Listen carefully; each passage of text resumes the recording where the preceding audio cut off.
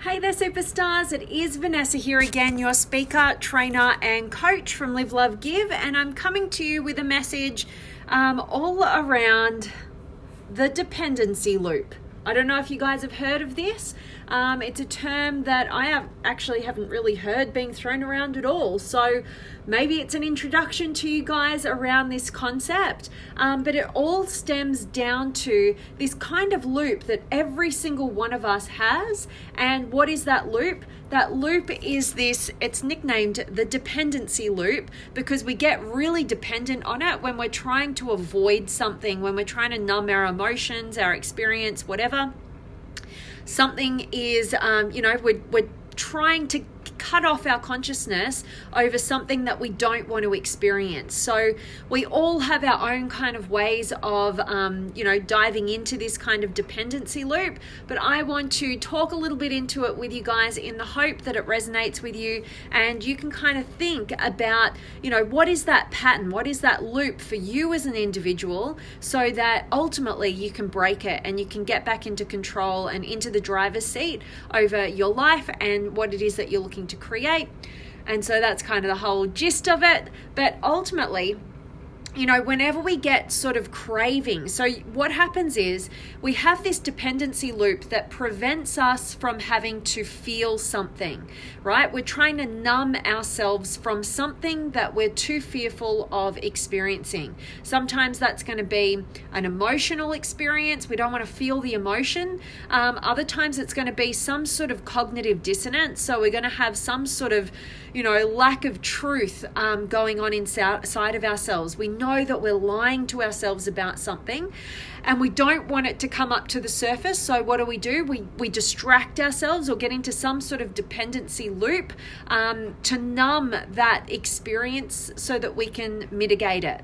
All right. So, and as you know, like if you're going to continuously lie to yourself or stop yourself from feeling an emotional experience that's there for a reason, then ultimately you're not going to be able to grow. You're not going to be able to move past it. You're going to stay stuck. You're going to stay repeating the same old pattern and the same old behavior until you get the self-awareness to realize what's really going on and then the courage to actually face it and address it and move beyond it. And the first step is always going to be that self-awareness.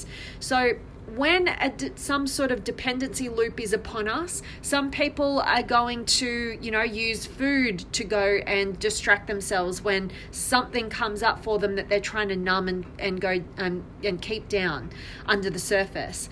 Other people are going to go over exercise, they're going to go get their body in an experience or get into some sort of adrenaline rush or experience some sort of drama or create some sort of drama in their life.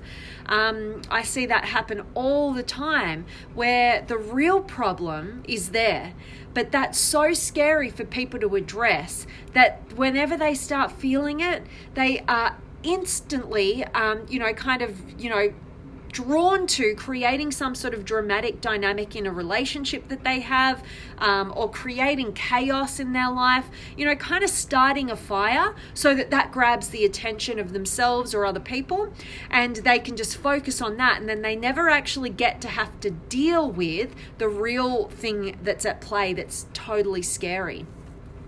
I see this come up for a lot of people in any sort of addictive behaviors that we've been talking about over the last week or so. I've brought this topic up a couple of times.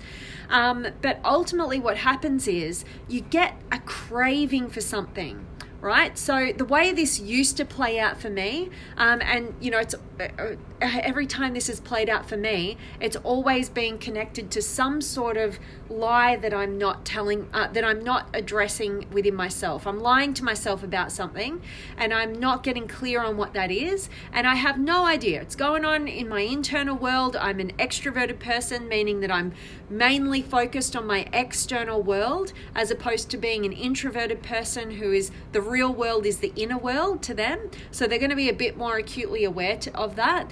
But for me, I've had to build this muscle to get some clarity over what's actually going on in my internal world. And so usually what happens for me and the way it plays out, and I'm going to use an example of when I knew I was on the wrong path, or I wasn't willing to admit that to myself at that point. But back in the time when I was at uni, I totally didn't know what the right path for me was. So of course, what am I going to do? I'm going to go to uni. I'm going to open up some doors. That was the realm that I knew I could grow in. I had no idea that personal development even existed. And anyway, went down that path. I did my business degree, and it was getting towards the end of that, and I knew that wasn't really what I wanted to do with my life, but I still didn't have any other answers. And so at that point, I thought, well, what's going to open up the most doors? Okay, if I combine this with a law degree. And so I went on the journey of getting accepted into law, going on that journey. But then as time was going on, I knew after day was getting closer to the end result of me being an actual lawyer in reality and not just a university student loving learning. It was beginning to dawn on my internal self that I was on the completely wrong path. And what would happen for me, I'd be sitting there, I'd be trying to study or do something, and I'd get that feeling, like that anxious feeling, and I didn't quite know what it was. Really what it was, what are you even studying this stuff for? Why don't you find out what you're really wanting to do with your life and stop wasting it down the wrong path, right? But that was too scary to think about and address. And so it started off just a feeling of anxiety for me. And then what would happen is I'd be at my desk, I'd be like, oh, like I'm anxious. And then I'm like, oh, I just need a break. I need to distract from this. And I'd like go down to the kitchen. I'd be like checking out what's in the fridge or in the cupboard. I'd be like, this is boring. It'd be just, and then I'd go back and I'd be like, whatever, I just got to get back into it. And then I get more anxious. And then I'd be like, oh, I just need some sort of enjoyment, some sort of instant gratification to take my mind off this stuff that I don't want to do. And so I'd literally like drive down to the supermarket, and I'd literally stand in the aisle where all the chocolate biscuits are, like my Biggest Vice biscuits, or the chocolate or whatever it was, and I'd be just searching for some sort of instant gratification. And there were times there when I did buy something, and then I'd eat something that like I wasn't in alignment with my values, and then the other times I'd literally stand there for I don't know how long. And then I'd decide this is not in alignment with my values, like my health goals and my health values. And then I'd end up walking out of the supermarket feeling like an idiot. But at the end of the day, it gave me that space between, the stimulus and my response to it, right? It gave me space. It gave me space to exit out of my anxiety and not have to face the real reasons for what was really coming up. And, every emotion actually it's serving a purpose. It's not just random. There's something that it's alerting you to. It's a symptom of what's actually going on for you. So you've got to listen to what's going on. Don't dwell in it, move beyond it, but actually use it to alert you to higher levels of inquiry about what's actually going on in your internal world.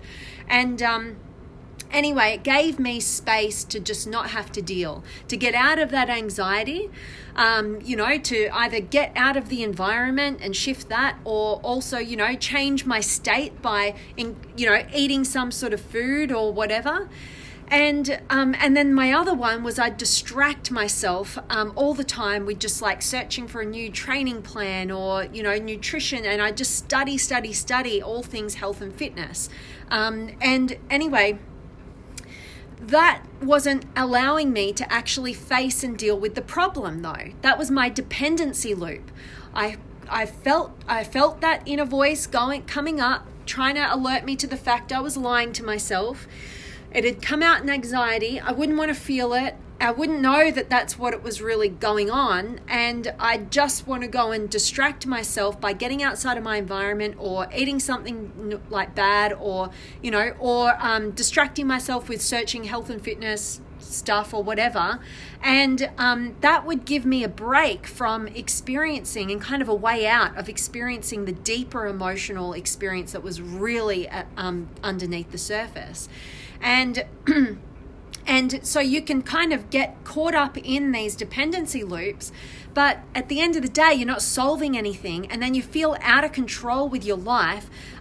You go against your values, and you're not really sure why. You just feel like you're just somebody who can't control themselves, and you're not happy, and you're not fulfilled, and you're just an empty shell of a human being, and you're just living a facade, and all that stuff goes on, right? Until hopefully you either break down or you break through, and often the breakthrough comes after you break down, right? So maybe that is you just get so much pain, so much hits you that you can no longer, hold that beach ball under the water for any longer before it's going to explode. Or in my case, I had experiences like that, but I also didn't have the tools to work out what was really going on. So there were moments where I would break down, but I wouldn't know how to get to the bottom of what was really going on. I couldn't put language to it. I couldn't address it. I didn't feel like I had people around me who would understand or be able to hold space for me without me burdening them or worrying them either. So I felt like I was totally alone in my life, and I didn't have the tools to actually navigate and discover what was really going on for me. There were times before that event that I did actually go and see a psychologist to go and see what was really like, because there was a time in my life where everything happened at once, where I lost my relationship of just over 4 years, the home that I was living in for about the same amount of time, my best girlfriend, the corporate environment that I was working in, the company shut down because of the GFC, and I was considering having to move back home with my family and go back to uni, and it was an identity crisis for me. And at that time I did go and see a psychologist, and that was really helpful, but at the end of the day, it did allow me the space to communicate openly and try and talk some stuff out. But what I didn't really appreciate about having a psychologist, and what I've learned to appreciate about having a coach, is that the psychologist wasn't really giving me any feedback, wasn't really taking me on a growth path. It was really more about me just sitting in this environment and having somebody I could talk to that I felt I wasn't burdening, even if I did have to pay them, to just talk some things out. But it wasn't until I discovered personal development, and as you guys have heard me speak into a million times, was taken to my very first Tony Robbins event. And that was the environment where I finally got to ask myself those questions that were really at the center of that emotional experience and that out of control dependency loop that I kept getting myself into. And so, I know you guys who listen to a message like this, you're into your personal development, right? And we talk about the stuff that matters every single day. We question why we do what we do. Every piece of work that I do is to help, kind of make the personal development realm not this one big one size fits all, like it's all going to work for everybody, but to actually give you your tailored tools to determine, your best pathway forward, to determine, what your strengths are, what your blind spots are. And I'm going to be doing some Facebook Lives on some of my blind spots coming up, because as you guys know, I've been in major transition over this last few days with some breakthroughs that I've been having, and I've got new layers happening each and every day with some of these blind spots. But as I'm working through them, I'm kind of got to process some things before I have the wisdom and the ability to articulate what's actually really been going on. But bear in mind that will be coming up. But what I want you guys to think about is, what is your dependency loop? What is that thing that you do to distract you from what's really going on, the thing that you're trying to numb? And next time you find yourself, you've got to catch it, right? Like, it's going to come out in some sort of craving. You're going to have some sort of craving to maneuver out of your environment, or go and eat something, or go and overtrain in something, and you're going to whatever it is, whatever that thing is that you do or distract yourself with, and you crave to do that, you got to look at what in that moment, what is it that's actually coming up for you? What are you trying to achieve by numbing it? what is what is that thing that you're trying to numb? Getting some clarity over that, and then working out. And if I engage in this pattern of behavior, this dependency loop that I've been going into, what is it? Sorry, I'm just getting super hot. I'm turning the heater off. But what is it that I believe, that thing that I've been engaging in, what's the outcome? What's the payoff with that? How's it going to make me feel? And then find a better strategy to give yourself a break. And I'm telling you right now that at the end of the day, the only thing that will set you free is actually facing your fears. You're never going to have that freedom. We get stuck in these dependency loops and we distract ourselves because we're ultimately trying to chase some sort of freedom and relief. But if that's a pattern in your life, it's not working for you, is it? Right? So you've got to go, enough is enough. What is this thing that I'm trying to numb? I'm going to face this. And I guarantee you, when you face it and you have self-awareness over what it actually is, it puts you in the driver's seat. It puts you in the power position where you're no longer out of control and you're starting to take back the reins of your life and direct it in a way that will be inspiring, that will be fulfilling, and that will absolutely build your self-esteem rather than tearing it down when we get stuck in these dependency loops. So hope this is resonating with you guys. I'd love to hear your thoughts. And if you do find this message value, I absolutely love and appreciate when you do share these messages, either publicly or privately, however you want to do it. But I absolutely, such a gift to me when you do share these messages. But I want to check in with you guys. So have you got any words of wisdom on this topic? Or you just want to say hi? I love connecting with you guys. And yeah, check in with me. Let's dive in. Oh, and I will mention to you guys, I've got a new masterclass coming up on Monday Aussie time, Sunday evening for a lot of you guys in the States, and it's going to be on the Enneagram and how to utilize it to manifest your highest potential.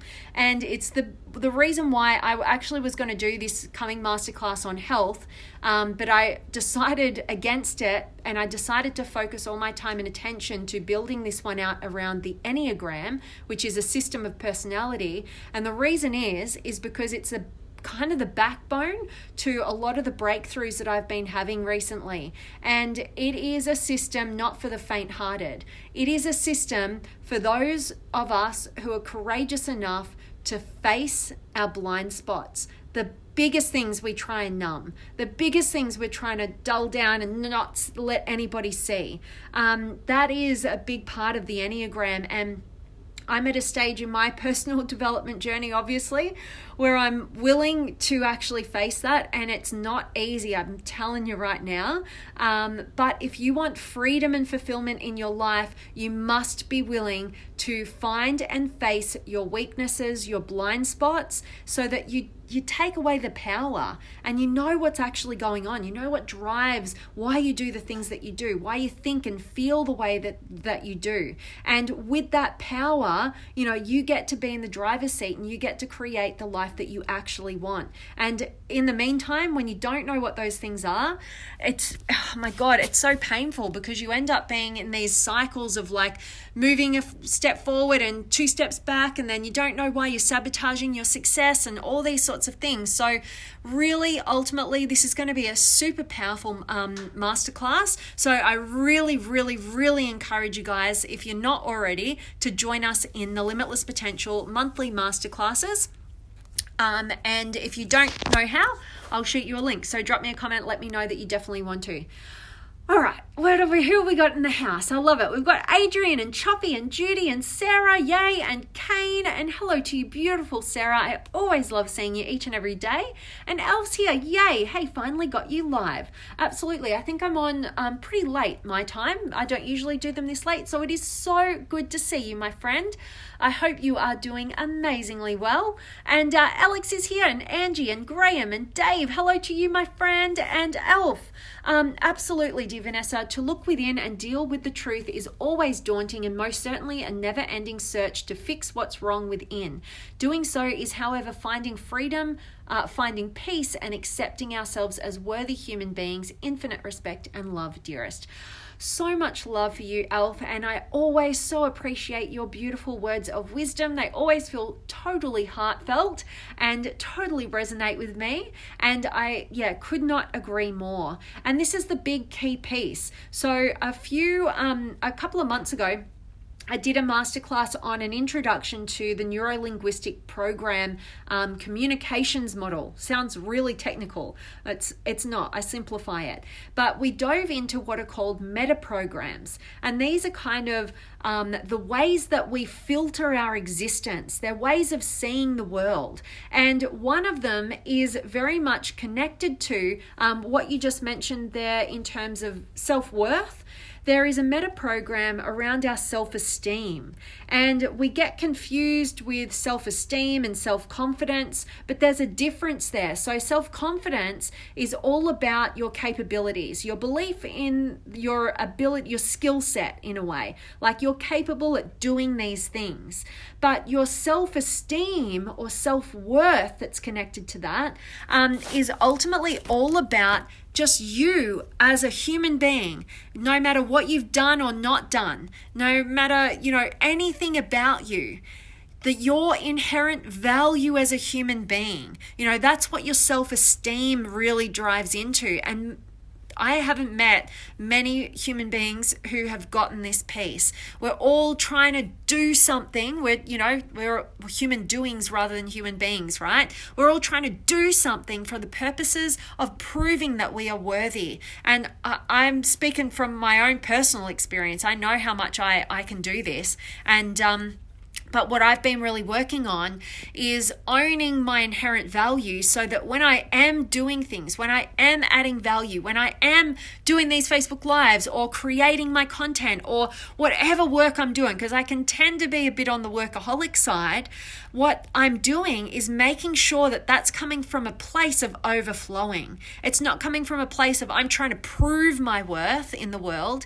It's coming from a place of, hey, I know that I'm valuable. I know I've got, all the value for myself as I do other human beings. And now I'm trying to give my best to contribute my gifts from this place of knowing my value and knowing everybody's value, and just, doing my little part in the realm of, evolution of our society and our world in my most authentically inspired way, and knowing that every single one of us has something that authentically inspires us, and that's ultimately the gift and your purpose that you have to give back to the world.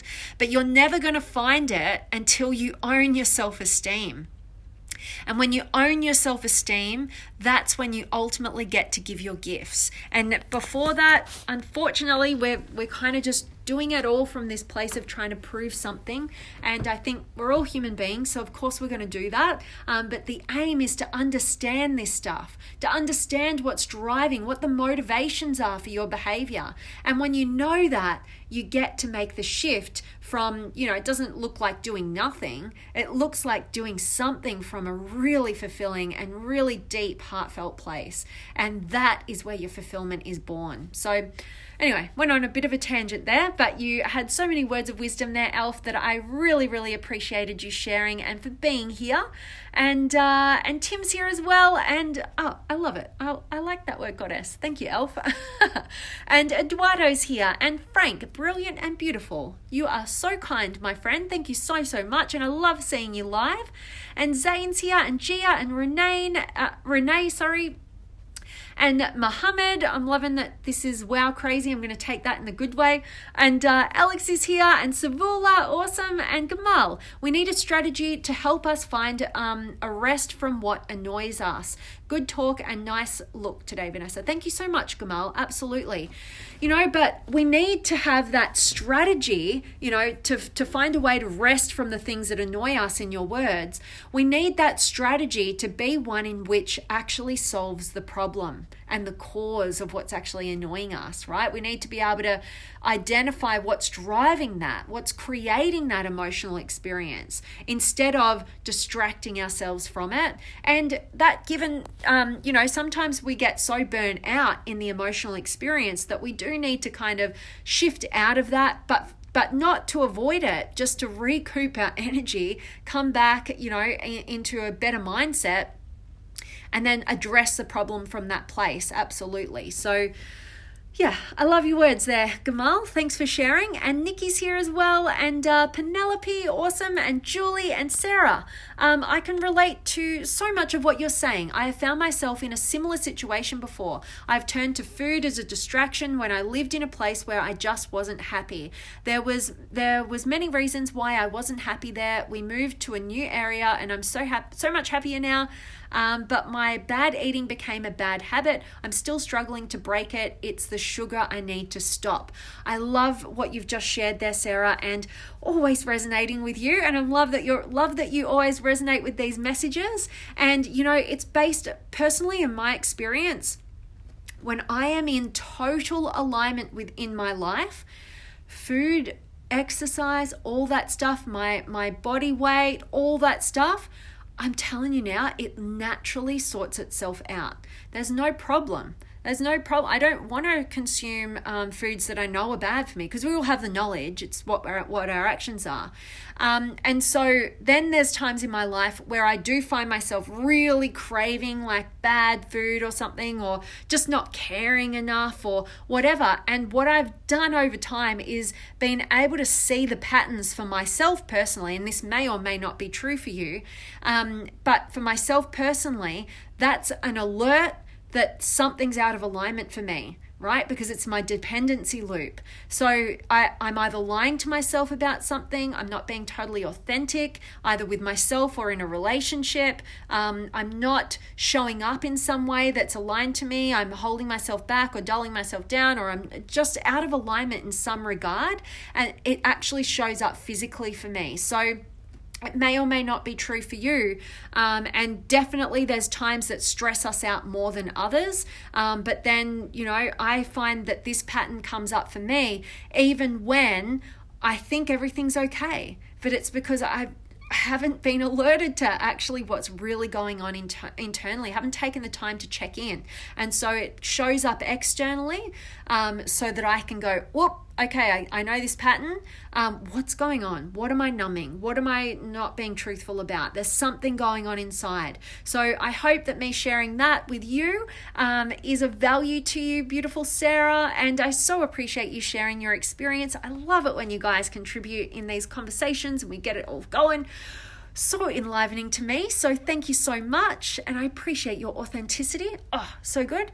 And Maya's here as well. And Adrian, wow, what a journey. Thank you for sharing it with us. Vanessa, it's easy to stay in the comfort zone. And personally, I had to reach rock bottom to face my fears and make a change.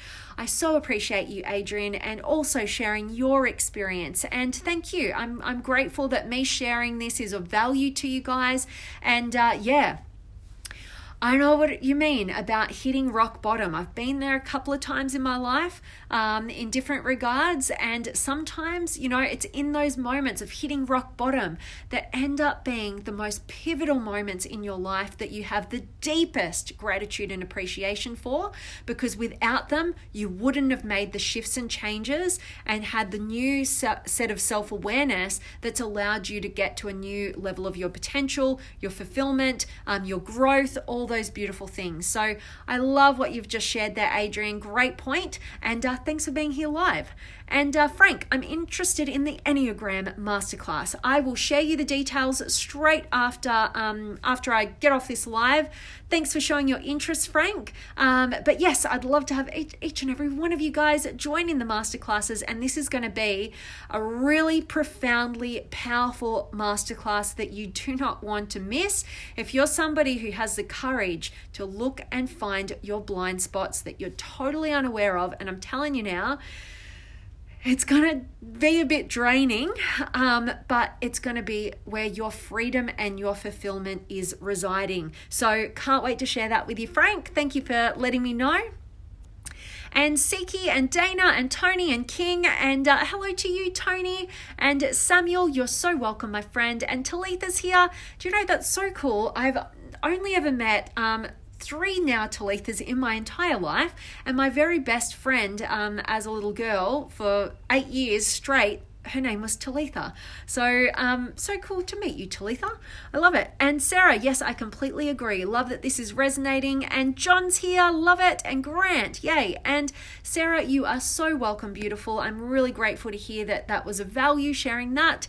And John, I try not to judge the moments I'm like that. I think of it a bit like a young child that needs to just be aware of it. Thanks for sharing your message today. John, you just made such a great point as well, because there is that kind of childlike part of us. And sometimes, we just need to give it what it kind of wants in the moment, potentially, kind of nurture it, kind of, not judge it and not condemn it. And, but then also, be the adult as well. So, for example, you might, in one of those situations, you might want some ice cream or something, right? And it's really coming from a place of you trying to numb something that you don't want to experience, but that inner child within you just kind of wants something, so to kind of give it the ice cream, but then be the adult and go, all right, so now we've got that, we've taken care of that. I'm not going to judge that, but what's really going on here, showing that care and that depth rather than just the distraction mode. So I absolutely resonate with what you're saying there, John, and so appreciate you sharing, my friend.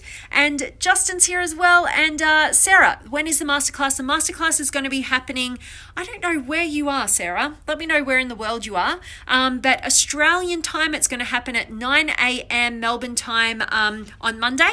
And for you guys in the States, that's going to be in your evening. So it's going to be on Sunday evening for you guys in the States, and Monday morning it's going to be right before I take off on my cruise. So, and then I'll be probably offline for about 10 days. So I'm going to try and get on the internet, but I've heard it's going to be really bad when you're out at sea. So we'll see. So I'm going to squeeze it in before I get on the ship. So that'll be fun. And you're in England, Sarah. Yes, I don't know England too much, but it'll be 9 a.m. Melbourne time if you want to jump on world time, buddy. And if you do join and you can't make it live, I put the recording up straight away. So you'll have it within, as soon as the class finishes, you'll have the access to the recording. Plus, you get access to all the previous masterclasses. So this is going to be masterclass number 13. So cool. And so there's 12 other amazing deep dive masterclasses that will revolutionize your personal development and take you to a whole new level. So, and I love hearing from you guys, you guys who are joining and you're testing out different masterclasses that I've done a few months ago, and you're like, wow, this is so revolutionary, and you're sharing with me, your changes and your breakthroughs, and that is so inspiring to me. So I want all of you guys to share in that, and I get so much from it. So love it, love it, love it. And Halal's here as well, and Samia and Gael, awesome. And Vanessa, that's fantastic. I can't wait to join, so excited. I can't wait to have you in there, Sarah. It's going to be amazing. We've got such a beautiful community in there. The most high-level people I think I've ever connected with in my life, and I'm so grateful that I get to connect with you guys and build that community and those connections every single month, actually every couple of weeks, because for those, a lot of you are in my masterclasses, and then there's a bunch of you who are also in my group coaching. So we kind of have a masterclass, and then 2 weeks later we do group coaching on that masterclass if you want to join that. And then so it's kind of every couple of weeks. So I love that. I'm so inspired by you guys. And Jared's here as well. Great to see you, my friend. And any of you guys who are just joining me now, I really do hope that you catch a recording and get a ton of value from today's message to really dive deep underneath your fears, work out what it is that you're trying to numb, and stop numbing it through what we call your dependency model. That pathway of distraction and destruction. We want to get out of that, and that's why one of the reasons I'm really excited to bring the next masterclass on the Enneagram to help you see what those patterns of behavior are for you. Super powerful stuff.